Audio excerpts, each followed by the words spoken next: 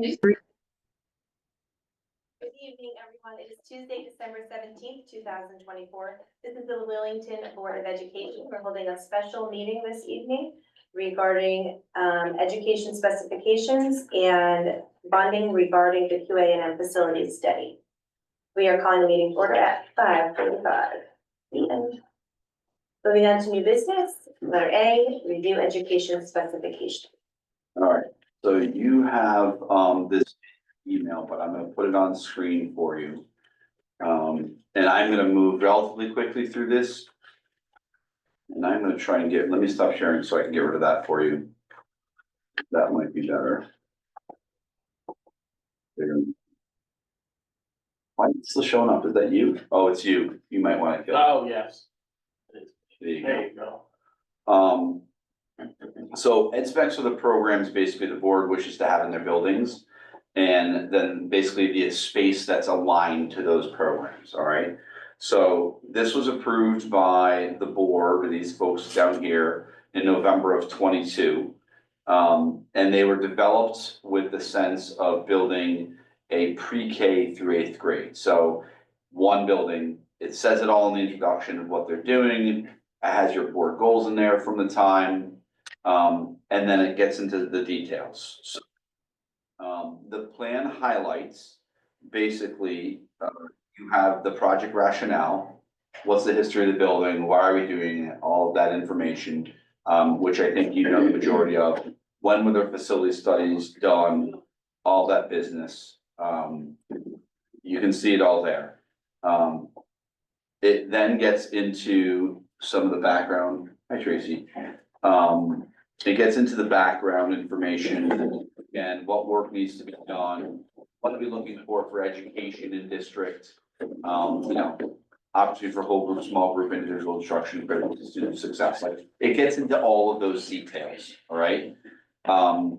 It also gets into, you have board beliefs in there, you have the instructional approach in there, and then what do you really need? So, you know, typically grades for pre-K through 4, we have as self-contained, grades 5 through 8 rotate classes. How does that impact your spaces? Things like that.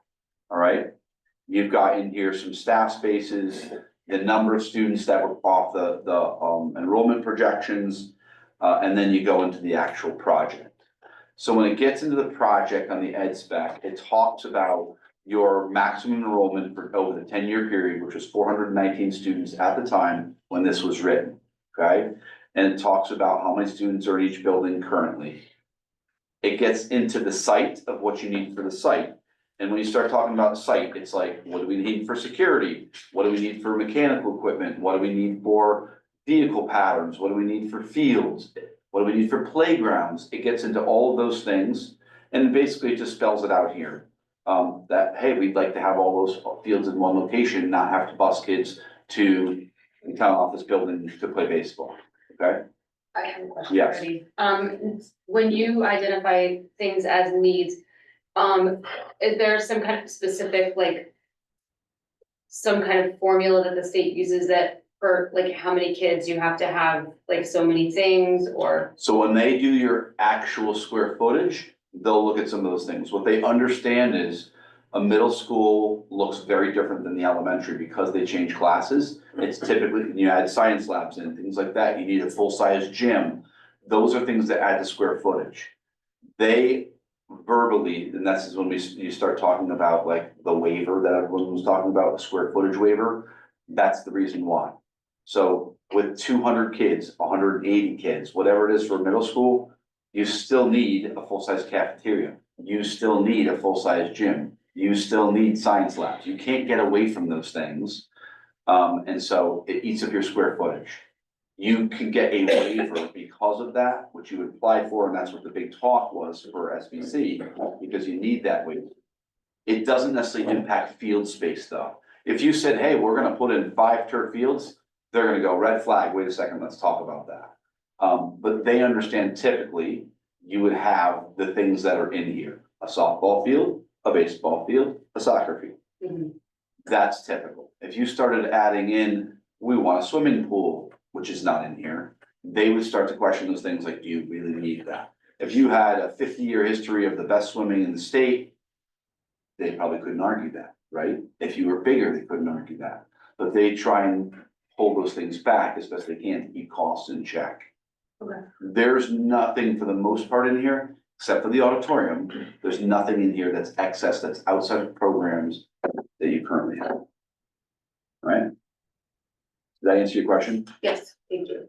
So again, all the field spaces, this would bring all of the, obviously, if you built a new school, it would bring it up to all of the code standards. So they list them in there. You've talked about the high efficiency schools. You have to meet that criteria for funding. All right, so that's part of this process. And that is, again, even if you do the renovation, you have to meet that. All right, so all the codes are there. And you've heard this, Connecticut High Performance Building Standards. Rusty talked about that. You have to meet those, that criteria when you start spending big dollars. Renovate to new or new building. If you're just picking off CIP projects, that's not the case. Okay? You have some general building features in here. We talked a lot about natural light. We talked about air circulation. We talked about some of the finishes that would help with easy maintenance and long-term, maintenance. Bathrooms that are close to classrooms, things like that. And then it gets into what technology you need and then some of the school security items, right? So this is that high level, like, hey, it's not every detail in this section. It's just, what are we looking for? We want to meet the best practices for school security without going absolutely bananas, because you can go spend millions and millions of dollars just on that alone, all right? Now, once you get into the overview of the programs, you're really talking about a few things. One, you're talking about classroom spaces, special education, and unified arts. There's an other in here, but those are the main three. So when you start talking about classroom spaces, what do your needs look like? Well, a classroom should be flexible, have flexible seating, which means you can move desks and chairs around. Sometimes they're on wheels. That's what flexible might mean, okay? You have some standing desks that can go up and down. You have a classroom that has air conditioning. You have a classroom that has natural light. You have the security portion included. You have things where there's cubbies for elementary. You might have lockers in the hallway for middle school. You have a sink for hand washing. All of those things, like, what do we want within, hi Arthur, within a classroom setting? They might vary a little bit from, from the middle school to the elementary school, but that's not necessarily a bad thing. That's typical, right? When you get down to special education, you're basically building pull-out spaces, which is typical. You have pull-out classrooms now. So most of the instruction for special education still occurs inside a general education classroom, but you want a space that's for pull-out special education because it's legally required, right? You have to have that space. So sometimes you have those spaces at multiple grade levels. Depends on your special education population, but you want to build it flexibly enough or have it flexibly built so that if somebody moved in, you're not stuck. What do we do now? All right, so the ed spec is general enough to allow that pull-out instruction piece, right? The unified arts, that's basically saying we have music, we have band, we have chorus, we have PE, we have health. Where are those folks going to go? There's basically build out a program for those folks, all right? And then some of the other things that are in here, are things like intervention. If you're gonna have a STEAM classroom, which is that science, technology, engineering, arts, things like that, and math. We have an office for a school-based health center. Those things don't fall into the other categories, general ed, special ed, or unified arts. So we have an other that has to be built out as part of this. And again, things that you currently have today. The administrative offices are in here, things like principal's office, main office, things like that. My office was not part of this plan, okay? And then you need a cafeteria. And with a cafeteria, you build it as big as for a wave of 150 kids. You can do smaller than that, but you wanted to build it so that you could minimize the number of waves that come through your cafeteria. If you do 2 lunch waves, you save money on staff, because the cafeteria staff is only doing 2 waves, right? As opposed to 3 or 4. All right, so that's kind of the other.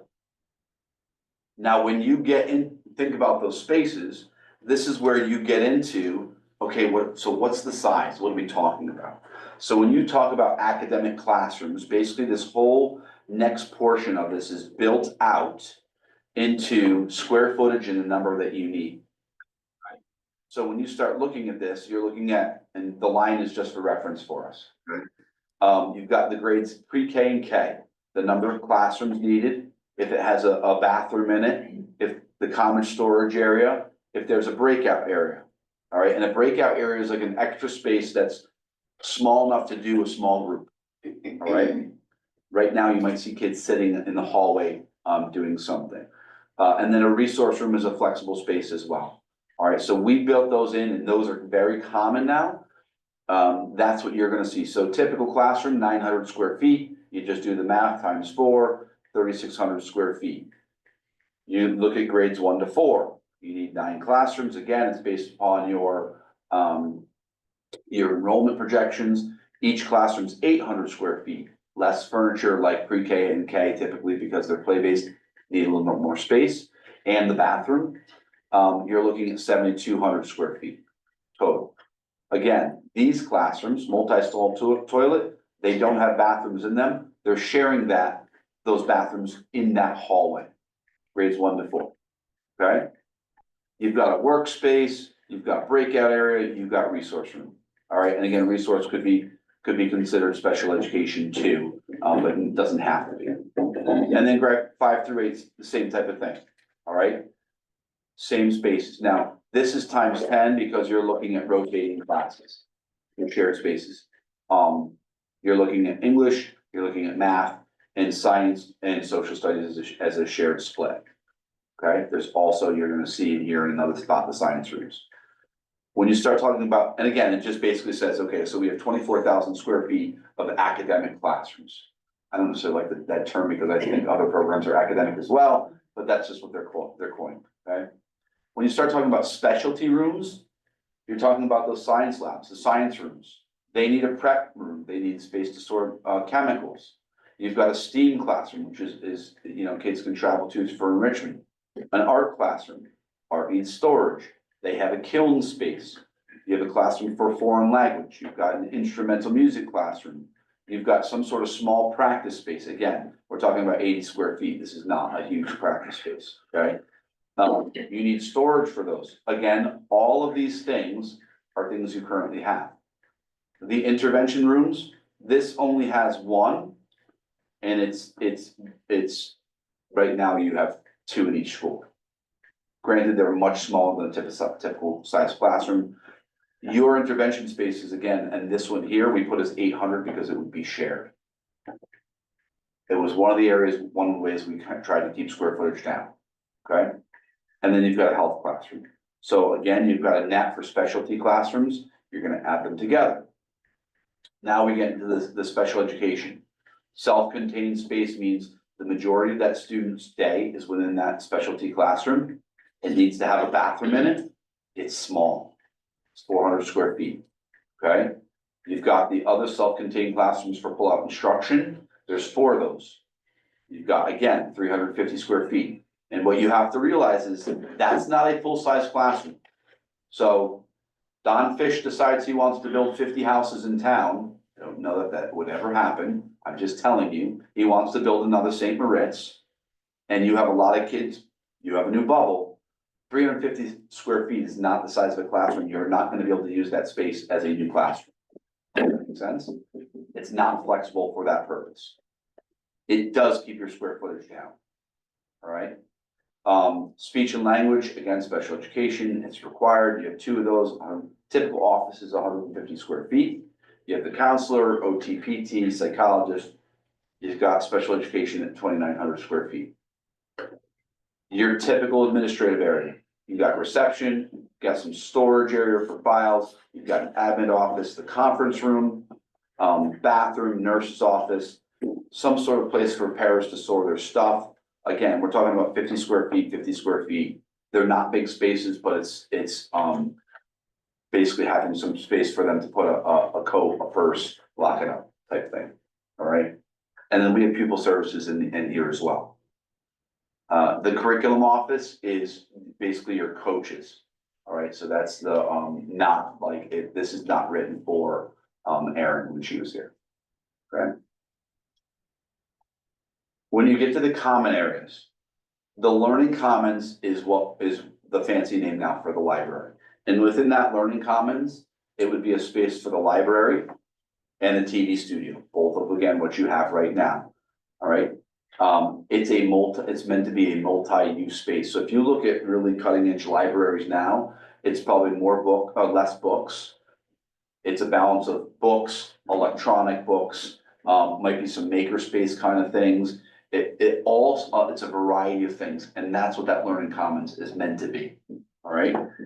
There could be, if you ever wanted to have a robotics, right, Lego robotics, there's space there that you could do things like that, all right? They have some storage, you've got your cafeteria, all right, which is 2,600 square feet. You've got your kitchen, again, all standard sizes, by the way, none of this is inflated. It's based upon number of students and typical size of what you would see for those number of students in your kitchen, in your gym. The locker rooms, we've got some PE storage in here. And then the idea was to have some sort of public toilet by the gym. So on Saturdays, when you're going to rec basketball, that you have access to some sort of bathrooms without accessing the rest of the school. I think it was also the dream of the committee to have, if there was softball games going on outside or baseball, that you also had access to just those bathrooms, which is actually really common in high schools now. So you can it's like a lockable door, from the outside. But when there's a sporting event going on, you can open that door. They have access to the bathrooms, but it's locked on the interior side, so they cannot get into the building. During the day, the exterior is locked, but they can get in from the inside. So something like that is definitely not in here, but that's a design thing too. Bill, we're Yeah. also talking about if we had like a bad storm or something, being able to use this space for the community. Which part? I thought it was around the gym and the locker. Oh, You know what I'm talking it would, yeah, you're talking about, hall school being, There Yeah. builds those two the different, emergency center, Yeah, but that's not built into this. it's not. And the reason it's not built into this is because you have to meet very specific criteria to do that. That And that would, adds a lot more to this. That was not the intent. okay, It could be an emergency piece, but it's not meant to be an emergency shelter. The emergency shelter has been identified as Region 19. oh, okay, that's a different term, yeah. It is. So again, net program total 65,000 square feet. You see the auditorium in here is 8,000 square feet. So that 8,000, when you voted on the 75,000, it was plus 8,000 would be the 83 would be the total. You voted on those two items separately, okay? And really because that was one item that was, it's a lot of additional square footage.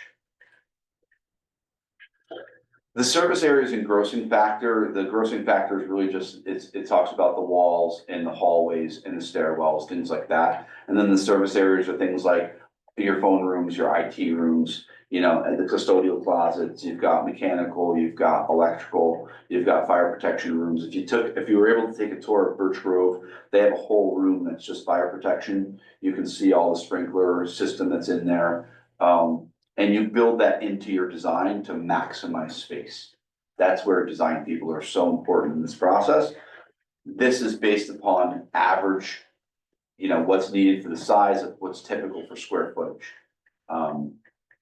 To, house your mechanicals. So new building square footage, 83,134 square feet. All right, now that's plus or minus again. If you had made it to the state, you would take this to them and they'd ask you 1,000 questions. And they'd say, okay, you have a science lab. Do you really need it? And you present your argument and they'd probably say yes. They could say, we don't like your STEAM space. We think that's extra. We're not going to reimburse you for that. And we're going to take that square footage out of your reimbursement. Those are things, if you were going to try and get a space waiver, they go through this entire thing. So when we met with the state, Scott Hellman from Colliers and I met with the state, and said, walk us through what you would eliminate. We need you to understand when you go to a pre-K through 8th grade building, how hard it is to eliminate. Okay, so we literally did this exercise with them.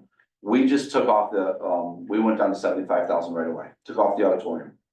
We said, okay, you want us to get to what our square footage should be, which was like 55 or something unbelievably low.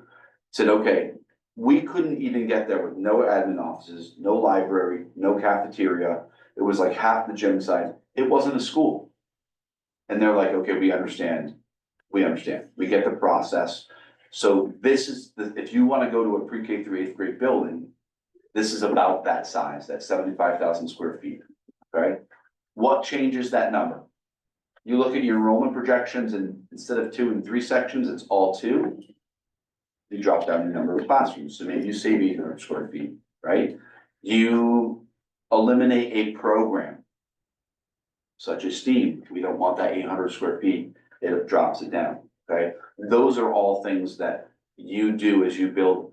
It's not how you build your ed specs, it's just your sacrifice and your negotiation with the state. Does that make sense? Because what the designer does is if you had gotten to that point, you would hand them this document and say, okay, let's go. Let's build. And they'd say, okay, we can do this actually in 79,000 square feet, including the auditorium. Because we joined these things, we were very creative in how to do that. They might come back and say, and this is why you get multiple designs. Someone might come back and say, we did a grand foyer. If you've ever been in Tallinn High School, they have a humongous foyer when you walk in. Grand staircase, marble floors, no joke. That is not what this is. This is like a normal hallway.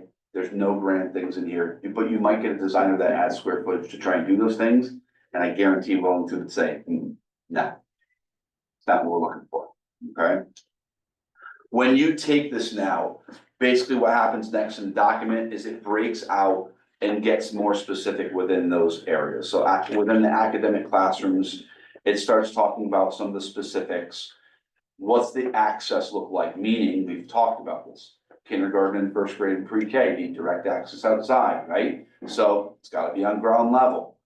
We want them to have access to play fields right away, not to walk all the way across the school to get to a playscape, right? So the longer walk is meant for middle school kids. So you build your design that way. It's gotta have toilets and sinks that meet ADA. What are those sinks made of? Like, it starts getting into all of those finer details. It's not every detail, but it's the finer details. Classroom storage, built-ins, so you do not have to buy furniture. When a bookcase breaks now, I have to buy a new bookcase, right? If it's built-in, part of the classroom, you don't move it. So those things, what does teacher storage look like? What does student storage look like? What does the lighting look like? What type of flooring would you use? And we've gone back and forth actually on rugs and tile, and some sort of other product. But that would be, again, part of your design. You're just saying, we think it's resilient vinyl, right? That we think, and then 2 rugs like this that you can just throw down. But you would build that out. You want magnetic whiteboards, you can have some student furniture. This is what is typical. What's a teacher furniture look like? These things don't fall into your renovate to new. Okay? You could do them, but they're not necessarily gonna be, you're gonna fight the state on some of that reimbursement, okay? Again, if there's any specialty things for special ed, if there's specific classroom technology, what you need for computers, all of that would be into your plan. If you just watched what happened at Wyndham High School just went to a renovate to new for their, they actually we watched the US Gov auctions because sometimes we can get good quality items on there for cheap. They literally had 2-year-old cafeteria, like brand new serving areas that went into the auction because they got brand new as part of the renovate to new. Those are things that you would pay attention to, all right? Buy them. I did not buy them, we did not buy them. We did watch them. You've got the early childhood stuff, so again, I don't need to go into each of these things, but you can see the process that goes in. It identifies all the same options for each of the areas. What, how does an elementary classroom vary compared to a middle school classroom, 5 through 8, what's that look like? Because they are different, you start talking about what those differences look like. And then what does a teacher workroom look like? What's involved? I think when we toured Talent, I think their teacher workroom was like the same thing as the place where they could eat. And it was not, we didn't think it was so nice. A copy But- machine. Yeah, but you get the smell of the laminator, things like that. But it was a space saver for them, right? There were things that, you do thoughtfully for that as well. Where are they located? So teachers don't have to walk all the way across the room or the building. When we toured Tom, one of the issues that I thought, Tom is basically an I, the capital I. So wing, hallway, wing. If you were on the top left corner of the I, their nurse's office and the main office was in the bottom right. It was like a 5-minute walk for a first grader, big school. That's something that I would have said in design, I wouldn't have liked. So proximity to spaces is something you consider in design. All the specialized rooms in here, again, science labs are typically a little bit bigger. That's an average size. Prep room, you've got all the space that's in here, they're all typical and just gets into those specifics. So what's in the science lab, what's in the STEAM room, what's in the visual arts room, where's the kiln, how many sinks, more sinks in an art room than a typical classroom. You build those things in. World language, and sorry, I'm just flying through this because I think you get the point of it. I don't want to go into all the details, but you get the point of this part. You've got chorus, what goes in chorus, what's in intervention space. It just basically identifies what is needed in each of these spaces and how they vary from space to space. All right, so I'm gonna keep scrolling here and make you dizzy for a second, sorry. Again, it does the same thing for the front entrance. This is where you see something that varies, office furniture. So entry buzzers, bus radio equipment, closet for coats, visitor seating. Those are things that have to be factored in as you design what you need in the office that you might not need elsewhere. All right. This says principal, system principal, that could be argued, but it's you're not adding a ton of space as far as square footage. You've got conference rooms in here, nurse's office. So again, it basically spells out all of those things. And the last portion of this, and I'm glad that, scroll back if you want to see these things here. You get into the environment. So there's a section on community use. What would we use it for? The state does like to know what you're gonna, do you have rec basketball in? Does your Girl Scouts group use this? What space do they need? Where's that access? You want to figure out that as part of your design. But the environment portion is then your building systems, okay?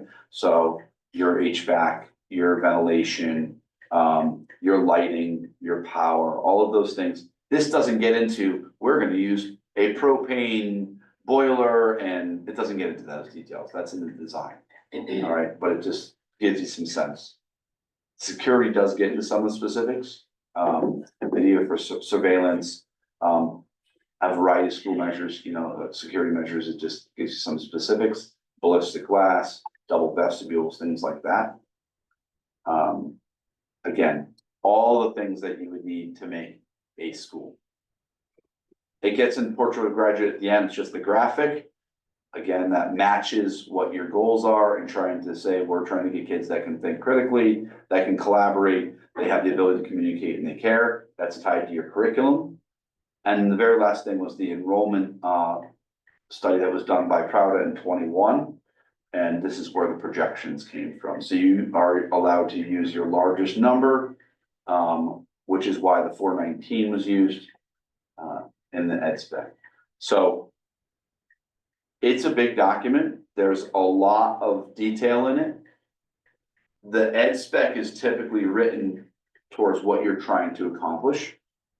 If you are going to go a renovate to new, you would want to revisit this. You'd leave this one alone. You'd revisit this and say, okay, if we're going to do a renovate to new project, what would we be looking at? And you're not necessarily changing walls and spaces, you're just updating the spaces. That's important to know. I just threw a lot at you in a very short amount of time. Thoughts, comments, questions about the ed spec? I have a question. Well, I guess it's more of a statement.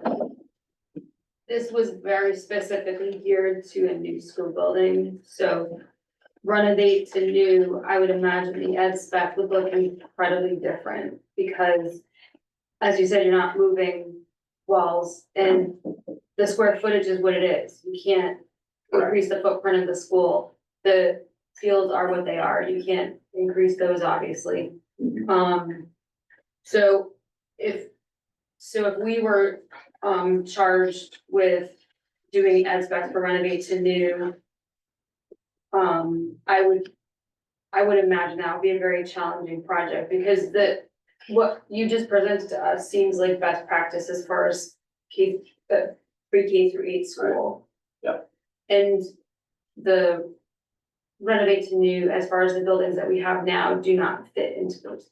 Correct. You'd really be focusing on things like, okay, what's my flooring walls gonna look like? We're gonna be updating all the HVAC items, right? You wouldn't be changing classroom spaces though. You might be updating some cabinetry in a classroom space, but you're not changing educational programs. You're fixing the space you want. It doesn't change the shape or interior of Hall School at all. Doesn't change the shape or interior of center, meaning you're not moving hallways. You're not doing any of that. You're simply updating those spaces with those big things. New roof, HVAC, you're doing flooring, you're doing remediation projects, meaning you're getting rid of whatever's there. You might be doing paint, all of those things in that Rusty talked about, but that's correct. So the oddball, and I hate to say this, but the oddball spaces that are off the old stage in the library, the left and right of stage, those oddball spaces, they're still gonna be there. There's still square footage that you can't change that, it's part of the building. And I guess I have one more question too. So what does renovate to new mean as far as ADA compliance goes? Like You what- have to meet it. Your buildings have to be designed to meet ADA. So ramps, things like that, they'd have to look at those things, they'd make sure you have elevators or lifts. You have to bring everything up to code in a renovate to new as well. Everything that's touched, is brought up to code.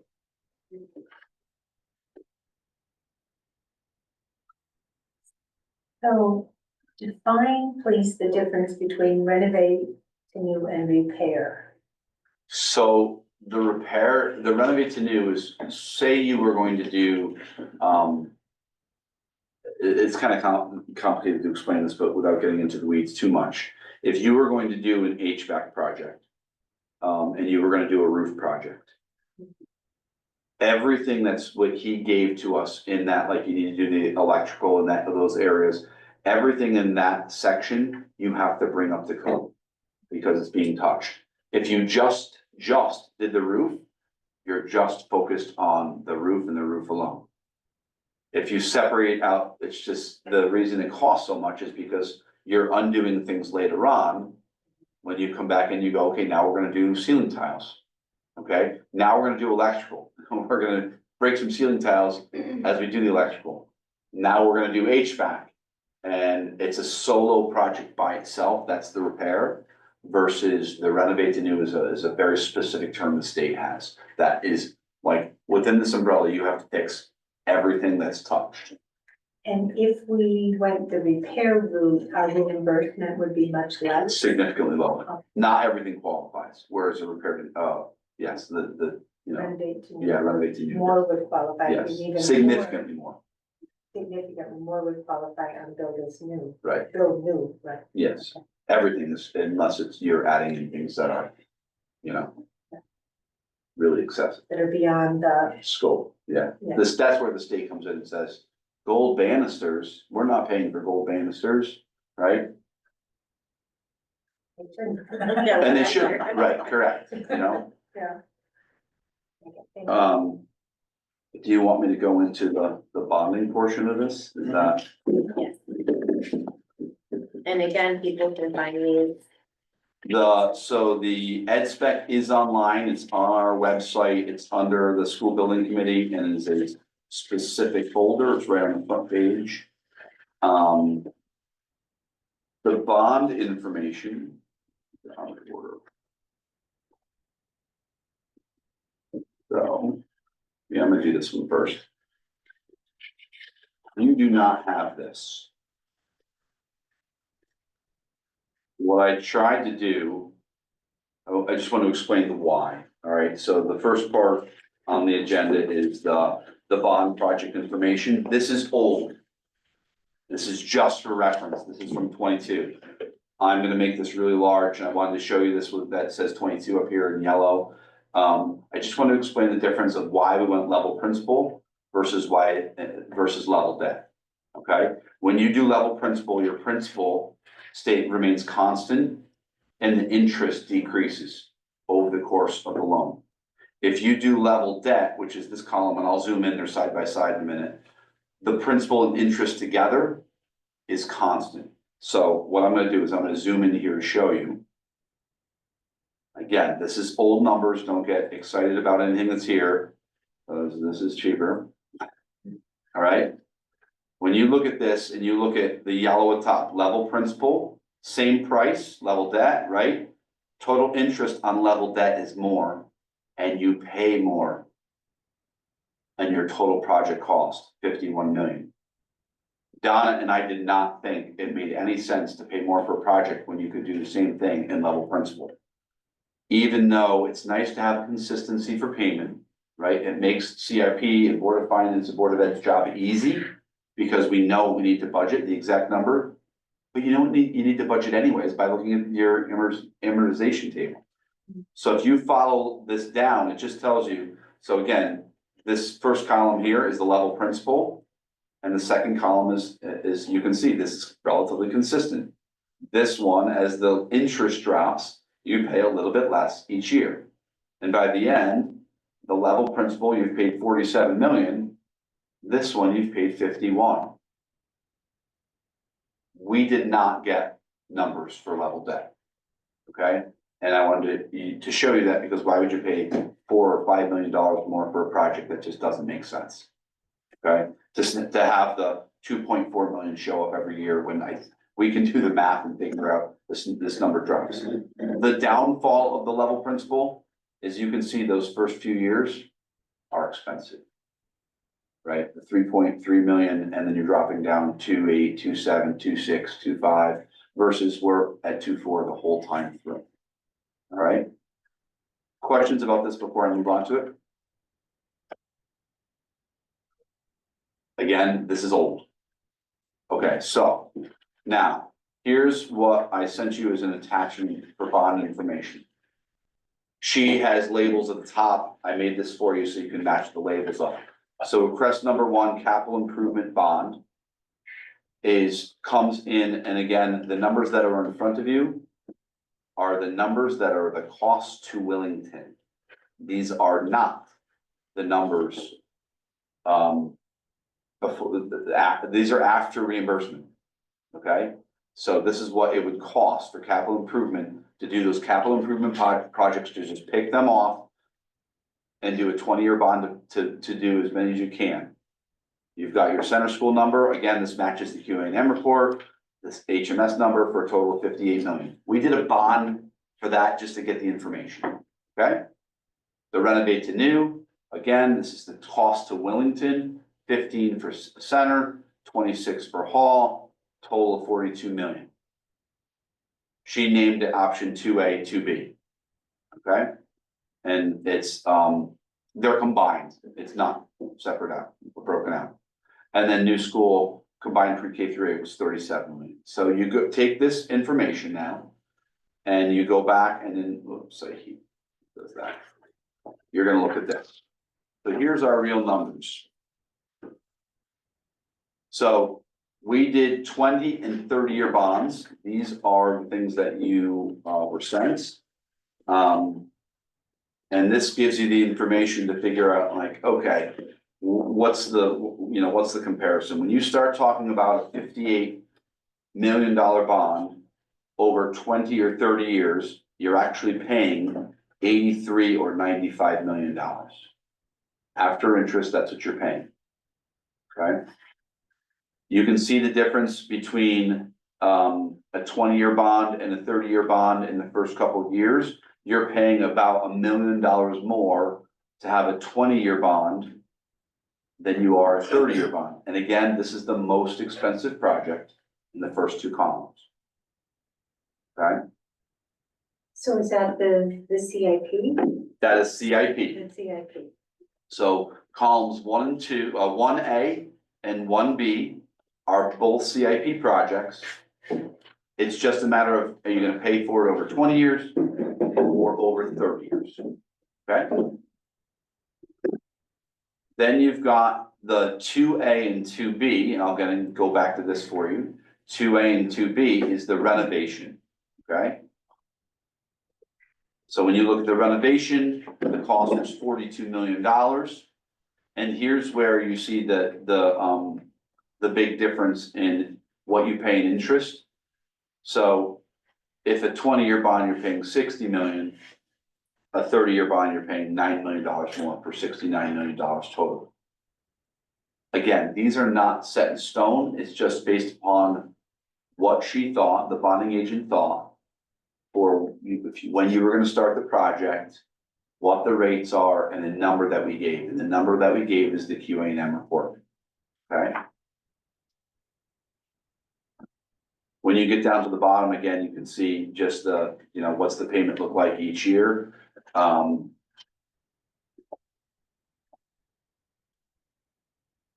$700,000 difference in the beginning.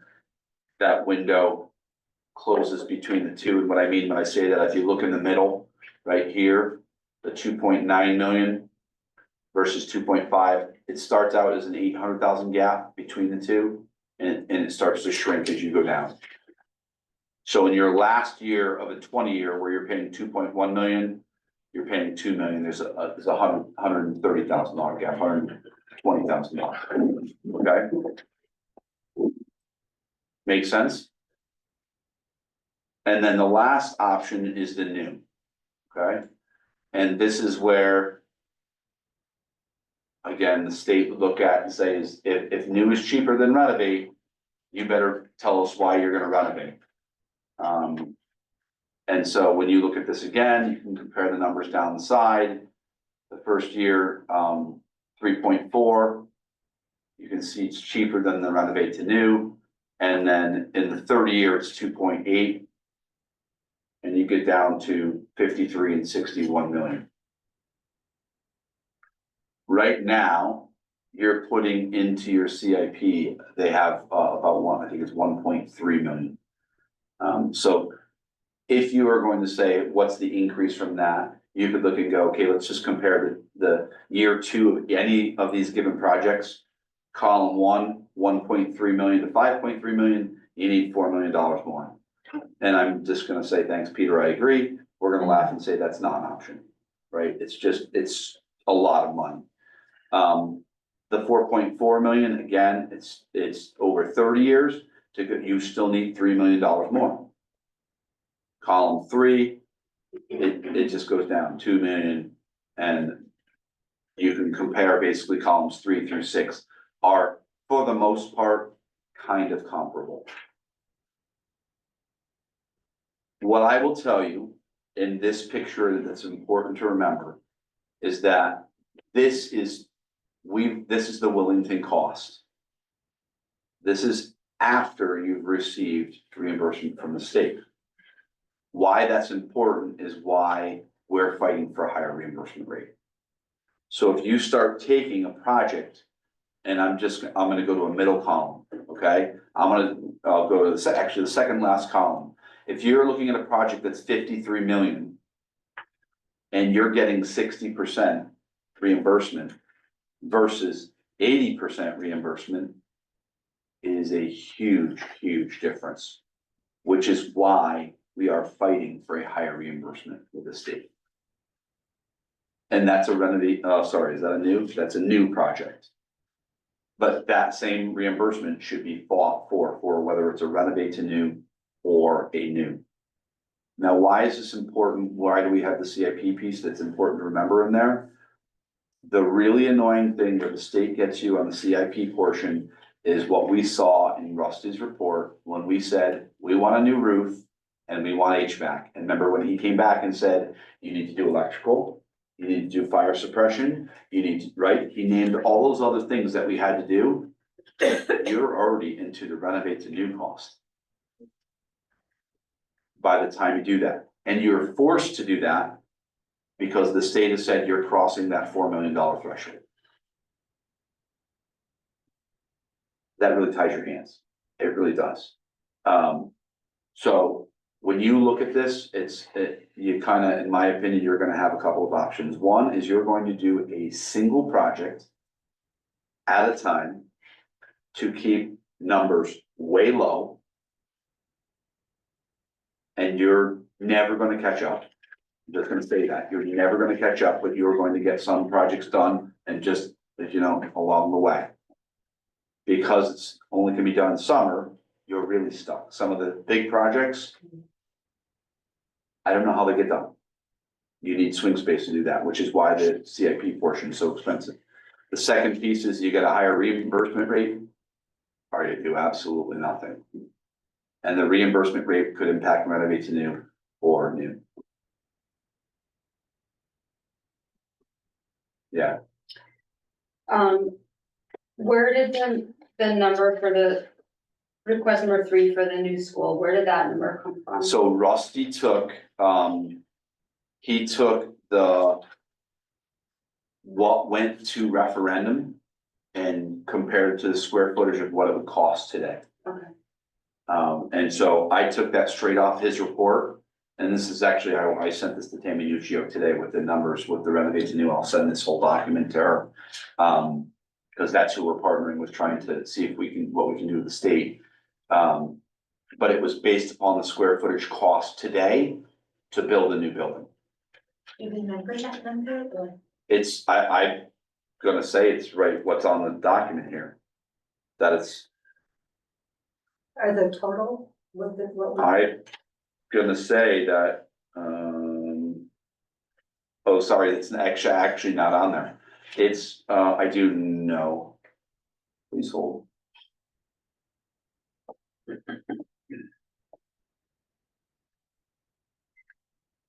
CIP before any reimbursement was 101 million. Renovation before any money back was 90 million. And a new building was 85 million. That came off of Rusty's document. It's gone up 20 million.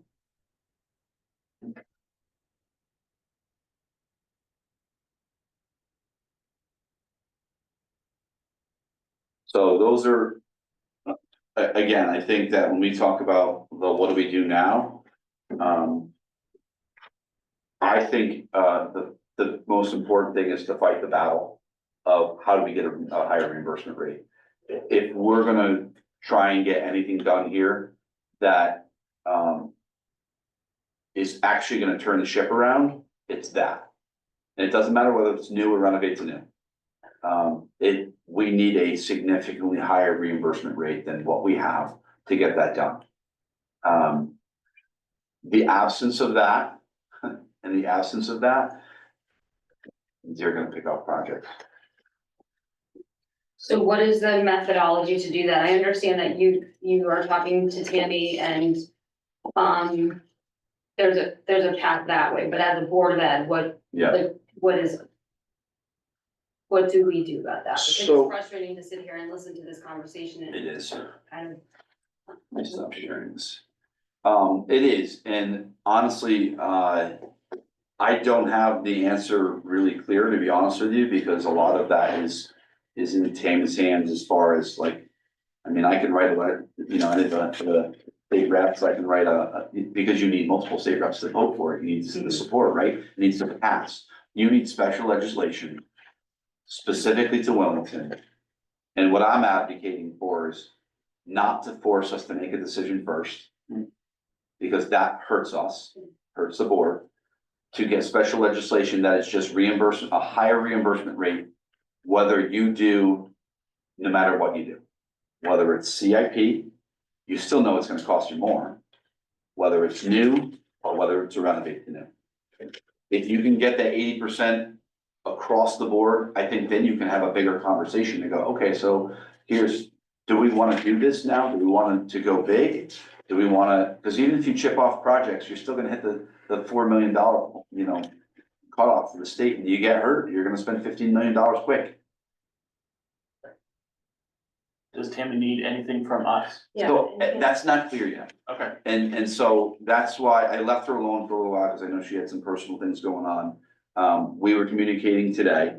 I'm sharing these things with her. I'm gonna set up a phone call with her so we can discuss this. The biggest thing is not having to make the decision ahead of time to get the special legislation, because that's not gonna happen. But if you get the special legislation, you better be ready to react, like turn it around and go. That's where you need to get a building committee together, turn it back around. That's where you need to update ed specs. You need to get feedback to go, okay, what's the direction we're going in? I think if we did that, if you got the number, and we probably could ask Rusty to do this pretty quick, he has offered to support us in this. If I said to Rusty, can you please update the numbers? What would they look like if we got 80%? I'm sure he would do that for us. What percent is this, when you It's figure? our normal number, 63. He followed exactly what we were getting. Okay. For what's eligible and for what he saw as ineligible. And there's a lot of ineligible on CIP, as you know.